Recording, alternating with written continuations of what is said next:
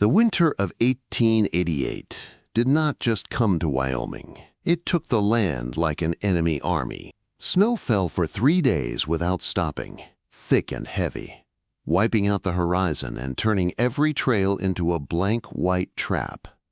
The wind screamed through the Bighorn Mountains and made the trees bend like they were praying. Out here, a man could die in minutes, and no one would even find his bones until spring. Thaddius Blackwood pushed through snow up to his knees, his boots breaking crusted drifts with every step. His buffalo coat was pulled tight around his broad shoulders, and frost clung to his beard. At 42, he had lived 15 hard winters on his high ranch. He trusted the weather more than he trusted people. A storm might kill you, sure, but it never lied. It never smiled while hiding a knife. When he reached his ranch house, the Blackwood spread. The world was turning white again. New flakes fell from a gray sky and started to bury his tracks almost as soon as he made them. His house sat against a granite wall like it was trying to hide from the wind. Smoke rose from the stone chimney he had built rock by rock, year by year. It was not fancy, but it was strong, it was quiet. And most of all, it was safe. Inside, Thaddius hung his hunted birds by the oak door, fed the fire until it roared, and poured a cup of bitter black coffee. The room looked the same as it had for 10 long years. One heavy bed in the corner, one rough table with one chair, shelves lined with jars of food he had saved before the mountains closed in for winter. His father's old Henry rifle hung above the fireplace, shining in the firelight. Everything in that room had been earned with pain, and everything in that room reminded him why he lived alone. His parents had died during the sickness years ago. Land fights had taken his brother, and heartbreak had taken the last soft part of him. When Eleanor chose a rich cattleman from Cheyenne, instead of a struggling rancher with dirt under his nails, Thaddius decided the mountains were enough. The mountains asked for nothing. They promised nothing. They could not leave you for a better offer. He sat by the fire, cleaning his revolver, the sharp smell of gun oil in the air. The cabin was so quiet he could hear the flames crack. Then a sound hit the door. Not the wind. A steady, weak thud against wood, like someone had no strength left to knock. Thaddius froze. His hand slid to the gun at his hip without thinking. No one came up here in December. The pass was dangerous even in summer. In winter, it was suicide. If someone was at his door, they were either lost, desperate, or dangerous. The thud came again, followed by a soft scrape, and then a sliding sound, like a body falling against the porch. Thaddius stood, slow and careful, and stepped to the door. Outlaws could use tricks. A fake injury, a cry for help, anything to pull a man into the open. Then he heard a voice, shaking and thin, barely more than breath. It was a woman's voice, speaking a language he did not know, but the pain in it needed no translation.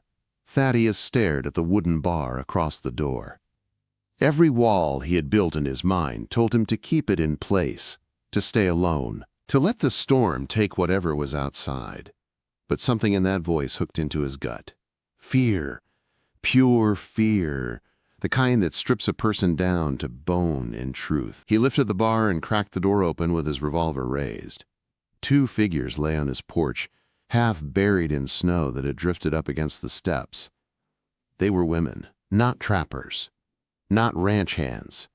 Women, dressed in clothes meant for a different world. They wore matching blue silk dresses with gold dragons stitched across the fabric, now soaked and stained with slush. Bright red scarves hung around their necks, the only color against the endless white. They looked like rare birds dropped into a frozen grave. Thaddius swallowed hard and shoved the door wide. Wind rushed in, biting and loud. He holstered his gun and dropped to one knee, grabbing the nearest woman under the arms. Her skin was cold as river ice. Dark hair stuck to her face. Her eyes fluttered like she was trying to stay alive. "Get up," he growled, not in anger but in fear of time. "You freeze, you die." Quote. The other woman tried to push herself up, but her arms gave out, her lips were blue, her eyes rolled back. Thaddius did not stop to think. He scooped the first woman into his arms and carried her inside, setting her on the rug close to the fire. He rushed back out and hauled the second woman in, kicking the door shut with his boot and slamming the bar back into place. Silence returned, but the room felt different now, like the air itself had changed. Both women shook hard under the heat, their teeth clicking like dry stones. Thaddius grabbed thick wool blankets from his bed and covered them fast. He turned his back, eyes on the stove, and put a kettle over the flame. "You need to get those wet clothes off," he said, his voice rough from disuse. "I'm making tea. It'll warm you from the inside." He heard the rustle of wet silk, the sharp gasps when numb skin started to wake up again. He kept his eyes on the kettle, but his mind ran wild. The nearest rail stop was far south. The nearest town was a hard ride, even in good weather. Two women dressed like this had no business being here. Not in this storm. Not alive. When he turned back, they were huddled together under a mountain of blankets, only their faces showing. They looked about 25. Their eyes were dark and watchful, full of fear and exhaustion. Thaddius handed them tin cups of steaming tea. "Drink!" The woman on the left took it with shaking hands. "Thank you," she whispered. Her English was clear, only lightly accented. "My name is Mai," she said. "This is my sister Leanne." Thaddius leaned back against the table, studying them. They were identical, like mirrors, same face, same eyes, same small cut on the lower lip, like the storm had bitten them both. "Thaddius Blackwood," he said, "you two have a story. But save it for now. You're barely breathing." Leanne tried to speak, then broke, covering her face as tears leaked out. Mai put a steady hand on her sister's shoulder. "We walked from the pass," Mai said. "Our carriage crashed. The horses spooked in the storm. We saw your smoke." "You're lucky," Thaddius said. "Another hour and you'd be dead out there. Storm like this will bury the whole valley by morning." Mai lifted her chin, eyes locked on his. "We have nowhere else to go," she said. "We are running from men." Thaddius felt his jaw tighten. "What men?" Leanne's voice was a whisper. "Bad men." Mai spoke fast, like she feared he would change his mind. "We have no money, but we can work. We can cook, clean, mend. Please do not put us back outside." Thaddius looked at the window, at the snow stacking against the glass. Then he looked back at the two women, clutching his blankets like shields. "You can stay until the storm passes," he said. "I don't want charity, and I don't give it. You pull your weight when you're able." Relief hit their faces so hard it almost looked like prayer. Leanne reached out and touched the edge of the blanket, like she needed to feel that it was real. "You are a good man, Mr. Blackwood," she said.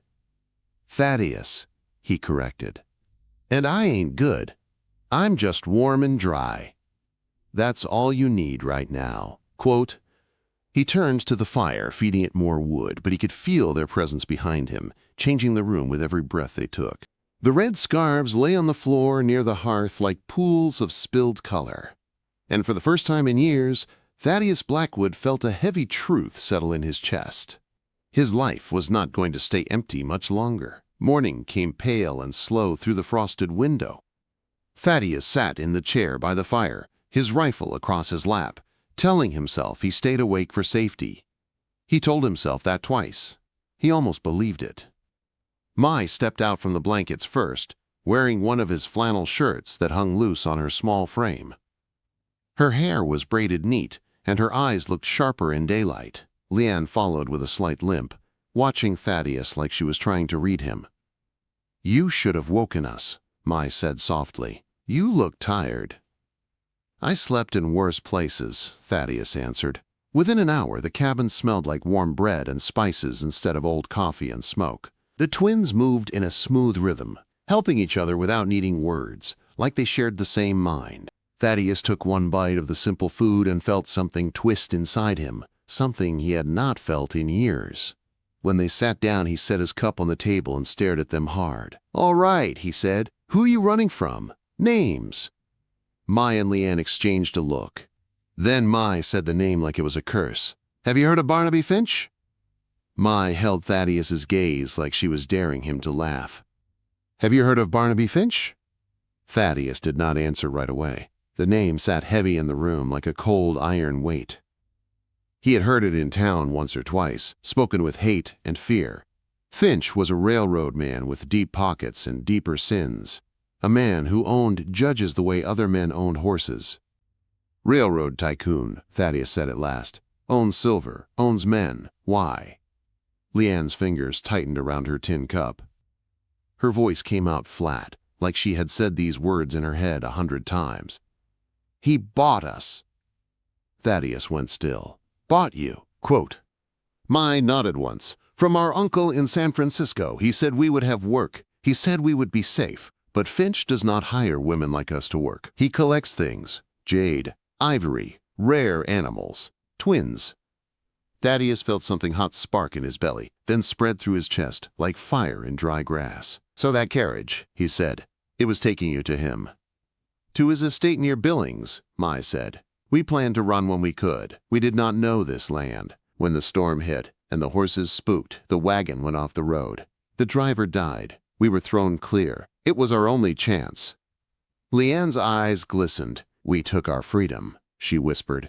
"But Finch will not let go of what he calls his property." Thaddius's jaw clenched hard enough to hurt. He stared at the fire, because if he looked at them too long, he might do something foolish, like swear out loud or ride into town and start shooting. "He will send men," he said. "And he won't send good ones." Mai swallowed. "We do not want trouble at your door." "Trouble knows my door already," Thaddius said. "And on this ranch, we do not hand people over like cattle." The storm did not break for days. Snow kept falling, sealing the house into a white cage. But inside, something strange happened. The cabin did not feel empty anymore. It felt busy. It felt alive. The twins did not act like fragile guests. They acted like survivors. When Thaddius went to check the barn, they pulled on his old coats and wrapped scarves around their heads, then followed him into the wind, like they had been born in it. They helped chop ice off the water troughs. They carried hay. They mended torn gloves by the fire at night, their fingers moving fast and sure. Thaddius tried to keep his distance. He told himself they were only staying until the storm passed. He told himself they were not his problem. But every day he watched them work, he felt his rules shifting under his boots. One night, the wind screamed against the walls like it wanted in. Thaddius sat at the table cleaning leather tack, and the twins sat on the rug near the fire. Leanne began to hum a soft tune that sounded like water slipping over smooth stones. It made the room feel bigger, like the sound had opened a window to another world. "What's that?" Thaddius asked. "A song from our village," Mai said. "It is about a mountain that fell in love with a cloud." They could touch, but they could never hold each other. Leanne looked up at him, her eyes bright in the firelight. "Do you get lonely, Thaddius?" Thaddius's hands paused on the leather. The question hit him in a place he kept locked. "Loneliness is the price of peace," he said. "That is a high price," Mai said softly. Leanne's voice shook a little. "We have always had each other. We do not know loneliness. But we know fear, and fear can be lonelier than silence." Thaddius looked away, staring at the flames. "Stop wanting what you can't have," he said. "Then it stops hurting." Mai's eyes did not leave him. "That is how you bury a heart," she said, "not how you heal it." The words stayed in the air between them. Thaddius felt exposed, like the wind had found a crack in his coat. He swallowed and forced his voice rough again. "Go to sleep," he muttered. "Storm will still be there tomorrow."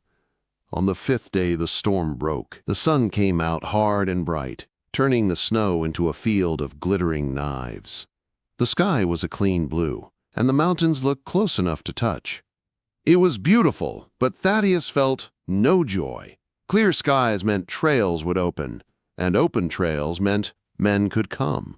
He was in the barn checking a mare's hoof when the dogs started barking. Not playful barking. warning barking, deep and angry. Thaddius grabbed his rifle from the wall and stepped outside. 3 riders moved through the drifts toward the house. The lead man wore a tin star that flashed in the sun. Sheriff Amos Pike. Thaddius walked to the porch and racked the lever on his rifle. The sharp metal sounds snapped through the cold air. "That's far enough, Amos." Pike pulled his horse to a stop. He was thick and red-faced, with eyes that carried no warmth. 2 deputies sat behind him, both with mean looks and hands resting too close to their guns. "Well now," Pike called, smiling like a man with rotten teeth. "Been a while, Blackwood." "You didn't come to talk," Thaddius said. He did not lower his rifle. "What do you want?" Pike leaned over his saddle horn. "Lost property," he said. "Mr. Finch had a valuable shipment go missing. 2 Chinese girls. Twins." Wagon went off the road. "Tracks come this way." Thaddeus's face did not change. "Haven't seen anyone." Pike's eyes narrowed. "Now, Thad, you wouldn't lie to the law." "The law," Thaddius said, and the words sounded like dirt in his mouth. One deputy sniffed the air. "I smell cooking," he muttered. "Smells foreign." Pike chuckled. "Maybe we should take a look inside, just to make sure you didn't miss something." "You crossed my fence line," Thaddius said, "and you don't ride back out." Pike's smile faded. His voice hardened. "You're making this difficult. Finch is offering $500 for the pair alive." Thaddeus's grip tightened on the rifle. "I said I haven't seen them." Behind him, the door opened. Thaddius felt a cold flash of anger, not at Pike, but at bad timing. Then he heard footsteps. Not surrendering footsteps. Mai and Leanne stepped onto the porch beside him. Each twin held a shotgun. Their faces were steady, but their hands shook just enough to show they were human. The red scarves were wrapped around their necks, bright as blood against the winter light. "We are not property," Mai called out, her voice clear and strong. "And we are not going back." Pike laughed, cruel and loud. "Look at that! The little birds grew teeth." "Put the guns down," one deputy barked. "You're coming with us."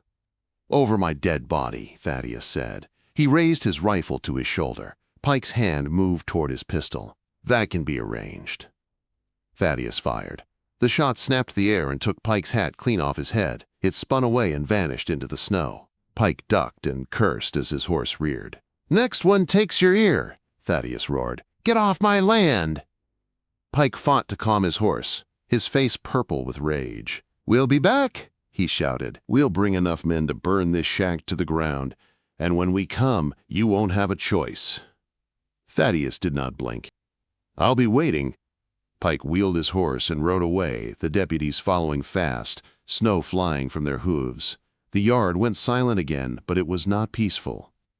It felt like the moment before a fist hits a face. Mai's breath came fast. "He will return." "Yes," Thaddius said, watching the riders vanish into the trees. "And he won't come with 3 next time." Leanne's voice was small. "What do we do?" Thaddius looked back at his cabin, the only home he had left in the world. Then he looked at the twins, standing on his porch like they belonged there. "We run," he said, "to the high caves. We make them fight on our terms." Mai nodded once like she had been waiting for permission. Leanne swallowed hard, then nodded too. Thaddius stepped inside and started packing without wasting another second, because in the mountains, time was not a thing you owned. It was a thing that hunted you. They moved like the storm was already behind them, even though the sky was clear. Thaddius packed ammunition, dried meat, and thick blankets. He filled a canvas sack with what little medicine he had, then shoved a coil of rope inside. Mai and Leanne filled canteens and wrapped extra cloth around their feet. Thaddius pulled 3 pairs of snowshoes down from the shed wall and threw them on the floor. "We leave a trail," he said. "Make them think we're heading for the pass. Then we cut back hard to the ridge." Mai listened like every word mattered. Leanne's lips pressed tight, her eyes sharp. They did not argue, they did not freeze up. Fear lived in them, but it did not control them. By late afternoon, the sun sank low and painted the snow in long purple shadows. They stepped out into the open, Thaddius leading, the twins following in his tracks. The cold air burned their lungs with every breath. Behind them, the cabin stood quiet and solid, like it had no idea it was about to be hunted. They walked straight toward the pass for a time, leaving prints clear enough for a child to follow. Then, where the land rose into jagged rock, Thaddius turned them sharply. He used a pine bough to brush snow over their true direction, working fast and hard until his shoulders ached. "Horses can't follow us up there," he said, pointing to the steep climb. "Men will have to come on foot. That slows them." Leanne looked up at the black rocks and swallowed. "One slip," she whispered. "One slip is death." Thaddius agreed. "So don't slip." They climbed until the world below looked small and far away. Wind whipped through narrow gaps and made a whistling sound like ghosts talking. Thaddius broke the trail. The twins stayed close behind, stepping where he stepped. More than once, Thaddius felt surprised by their strength. They did not complain. They did not beg for rest. They just kept moving. Night fell hard. They reached the cave just as the sky turned black and the stars came out sharp and cold. It was a shallow hollow in the cliff face, hidden from below. Thaddius had stocked it years ago for emergencies. He had never needed it until now. Inside, they wrapped themselves in furs and sat close together. Thaddius took the mouth of the cave, watching the valley floor below like a hawk watching a field mouse. Far away, small orange lights appeared. Torches. Moving dots crawling across the snow. "They found the trail," Mai whispered. Thaddius's jaw tightened. He saw the lights reach the area near his ranch house. The torches paused. Then, minutes later, a glow rose in the darkness. Fire. The roof of his cabin caught first. Flames climbed like angry hands. The light grew and spread fast, eating the timber, swallowing the walls, turning his safe place into a bright orange wound against the snow. Thaddius did not speak. He did not move. He watched his home burn like a man watching a burial. Leanne slid closer, her eyes wet. "I am sorry," she whispered. "This is our fault." "No," Thaddius said, voice rough. "It's just wood and stone. A home ain't the walls. It's who's inside." Mai reached for his arm. Her hand was warm through his sleeve. "They will not stop," she said. Thaddius stared at the flames until they dimmed into embers. "Then neither will I," he answered. Morning came with gunfire. The sound cracked across the valley and bounced off the cliffs like thunder. Thaddius jerked awake, already holding his rifle. He crawled to the cave mouth and peered out. Men were climbing the ridge below. Not 3 this time. More. Shapes moving in a line, rifles and pistols flashing in the sun. He saw Pike at the rear, barking orders, his hat replaced, his pride bruised. "They're coming," Thaddius said. "Stay back. Keep low." Mai and Leanne did not stay back for long. They grabbed the shotguns anyway, eyes wide but steady. Thaddius did not waste breath arguing. He knew now the twins would not hide while he fought alone. The first man crested the ridge. Thaddius fired once. The man dropped like his strings were cut, sliding back down the snow. The other men shouted and spread out. Bullets started snapping into rock, sending chips flying. The cave filled with the smell of smoke and sharp stone dust. Thaddius ducked and fired again, keeping his shots careful. He had high ground, but he did not have endless bullets. Pike's men had numbers, and numbers made men brave in ugly ways. "They're trying to flank us," Mai shouted, pointing left. Thaddius looked and felt his stomach tighten. 2 men were climbing a narrow crack in the rock like spiders. If they reached the side of the cave, it would be over. Thaddius turned and fired. The first shot missed. The second hit one of the climbers in the leg. The man screamed and slipped, hanging for a moment before he dropped out of sight. The other climber kept coming. He pulled himself up and raised his pistol toward the cave. Mai stood and fired the shotgun. The blast echoed like a cannon. The man flew backward, arms flailing, and vanished over the edge. Thaddius stared at Mai for a split second, shocked. "Good shot," he yelled. Then pain slammed into him. A bullet struck his shoulder with a hot punch. His rifle clattered to the stone. Thaddius grunted and fell back, the world tilting. "Thaddius!"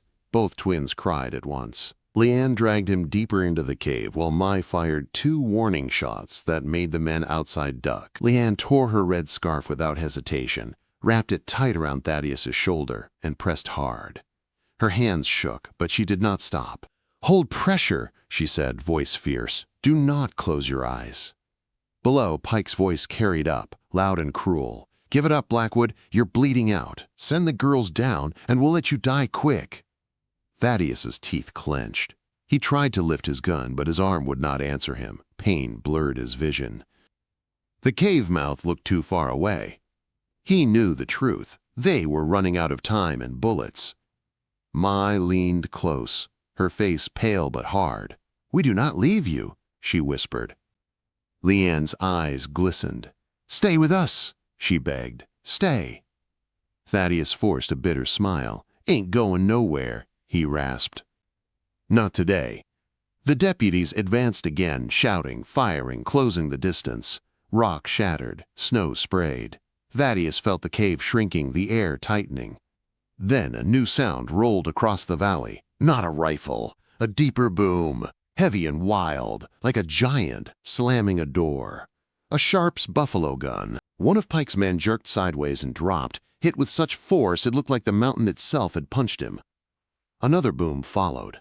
Another man fell, spinning down the slope. Pike screamed in confusion. "What in hell is that?" Thaddius blinked through pain and looked toward the opposite ridge. A massive figure stood on a high rock, beard blowing in the wind, shoulders wide as a barn door. He held a long rifle like it weighed nothing. Thaddius let out a breath that turned into a rough laugh. "Ezra!" he wheezed. Ezra Miller was Thaddius's nearest neighbor, 10 miles away. A mountain man with 3 grown sons and a temper as big as the land. He must have seen the smoke from the burning cabin. And Ezra did not forgive men who burned a neighbor's home. Ezra's voice boomed across the snow. "You boys are trespassing," he shouted, "and you're interrupting my breakfast." 3 more rifles cracked behind him. Ezra's sons opened fire, pinning Pike's men between 2 deadly angles. The deputies panicked. They stumbled for cover. Their bravado vanished. Suddenly, numbers meant nothing. "Fall back!" Pike screamed. "Fall back!" Men started slipping and sliding down the slope, crawling like frightened animals. Thaddius forced himself up on one knee, using his good arm to steady his revolver. He saw Pike trying to scramble down a steep patch of ice, desperate to escape. Thaddius took a slow breath. He aimed low, not at Pike's back, but at the rock beneath his boot. He fired. The bullet chipped the stone. Pike's foot slipped. His arms windmilled. He slid fast, out of control, crashing into a pine with a sound that turned stomachs. He did not move again. Silence spread across the ridge like a blanket.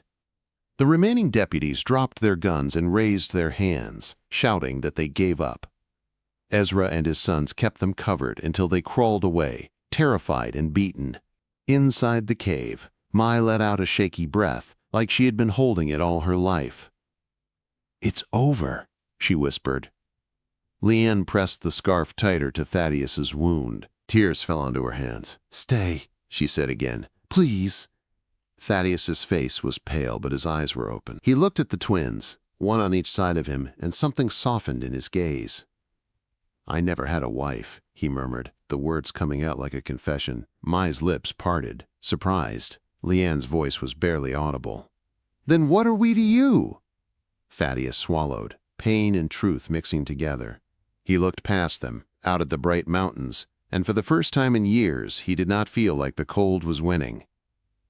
"You're the reason I ain't dying today," he said. "And that's more than I ever thought I'd have again." Ezra Miller and his 3 sons did not waste time. They climbed up to the cave and moved like men who had lived with guns in their hands since childhood. Ezra took one look at Thaddius's bleeding shoulder and spat into the snow. "You still got the brains of a mule," Ezra growled, "but you're lucky you got neighbors." Thaddius tried to stand and almost fell. Mai and Leanne caught him at the same time, each taking one side. Ezra's sons helped, and together they guided him down the ridge, step by careful step. Below, the valley was bright with sun, but the air was sharp and thin, and every breath burned. When they reached Ezra's place, it felt like stepping into a different world. His cabin was larger than Thaddius's, rough but warm, with a big stove that never stopped glowing. Ezra's wife was gone, but his daughters-in-law moved around like they owned the place, putting water on the boil, cutting cloth, and setting Thaddius on a bench by the fire. Leanne did not leave him. She held the torn red scarf tight to his shoulder until Ezra's oldest son cleaned the wound and wrapped it with fresh bandages. Mai stood behind Leanne, hands clasped so hard her knuckles went white, watching every move like she was ready to fight the pain itself. Thaddius gritted his teeth as the hot sting of whiskey hit the wound. His vision swam, but he kept looking at the twins. Their faces were still pale from fear and cold, but their eyes stayed strong. They had not run, they had not begged to be saved. They had stood on his porch with shotguns and dared the law to take them. That night, when the house finally quieted, Thaddius lay on a cot near the stove. He could not sleep. Every time he closed his eyes, he saw fire eating his cabin and heard Pike's voice calling them property. He heard the crack of shots. He felt the punch of the bullet again. Mai and Leanne sat on the floor beside him, backs against the wall, like they were guarding him the way he had guarded them. "You lost your home because of us," Leanne whispered. Thaddius stared at the ceiling. "That home was just a shell," he said. "It was built for one man and one kind of life." Mai's voice was quiet. "And now?" Thaddius turned his head and looked at them. The stove light painted their faces soft. Identical, but not the same. Mai carried her fear like a knife she could use. Leanne carried hers like a wound she refused to let fester. "Now I build again," he said. Recovery took time. Winter held on for weeks, but the worst storms eased. Thaddius's shoulder healed slow, and Ezra made sure he did not pretend it was fine. On good days, Thaddius helped chop wood with his good arm. On bad days, he sat near the window and watched the snow fall while the twins worked beside Ezra's family, cooking, sewing, and earning respect without asking for it. News traveled even into the mountains. One day, a rider came with word that changed the air in the cabin. Barnaby Finch was under investigation. Men had started talking. People Finch thought he owned had finally found courage. Federal marshals were sniffing around his businesses. Sheriff Pike's death made noise, too, and Pike's deputies were now singing like birds to save their own skins. When Thaddius heard it, he felt relief, but it did not feel clean. It felt like a door opening that he was afraid to walk through. By the time spring arrived, the snow began to melt in slow rivers. The land turned from white to brown, and then to green. Wildflowers pushed up through the wet earth like they were stubborn. Thaddius stood outside Ezra's cabin one morning and rolled his shoulder carefully, testing the strength. "I'm going home," he said. Mai and Leanne did not hesitate. They stepped up beside him as if the decision belonged to all three. When they reached the Blackwood spread, the sight punched Thaddius in the gut. The cabin was gone. Only blackened beams and ash remained. But the stone chimney still stood, tall against the sky, like it refused to bow. Mai walked through the ruins and picked up a charred piece of wood, then set it down gently. Leanne touched the chimney stone with her fingertips, as if she could feel the memory of warmth still trapped inside. They set up canvas tents and got to work. Thaddius cleared debris with steady anger. The twins hauled ash and broken boards. They cut new timber. They dug new post holes. They cooked over open fire and slept under heavy blankets with the stars watching overhead. This time, Thaddius did not build a cabin for one man. He built a home with space for voices. One evening, when the frame of the new house stood against a red sunset, Thaddius sat on a stump, watching Mai and Leanne saw a plank together.